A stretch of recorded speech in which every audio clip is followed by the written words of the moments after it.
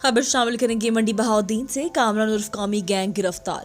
मंडी बहाउद्दीन शहर में पिछले 2 माह से शहर में मुख्तलिफ जगहों से मुतअद्दिद मोटरसाइकिल चोरी की वारदातें हो रही थी, जो मुकामी पुलिस के लिए चैलेंज बन चुकी थी, जिस पर डीपीओ मंडी बहाउद्दीन की खुसूसी हिदायत पर डीएसपी मोहम्मद शब्बीर अवान, एसएचओ थाना सिटी एहसानुल्लाह टोपा और उनकी टीम वसीम गुल एसआई, मोहम्मद खान एसआई, कैसर जमान, इलियास हुसैन, शुएब अकरम, जुल्फिकार अहमद ने जदीद टेक्नोलॉजी का इस्तेमाल करते हुए 4 मुलजिमान कामरान अली, मोहम्मद इकबाल, सुहेल असलम, अमजद इकबाल, अरसलान हैदर को गिरफ्तार करके मुलजिमान के कब्जे से 10 अदद मोटरसाइकिल और नकदीम बरामद कर लिए। मजीद तफ्तीश जारी है। डीपीओ मंडी बहाउद्दीन ने थाना सिटी टीम के लिए नकद इनाम और तारीफी सर्टिफिकेट देने का ऐलान किया।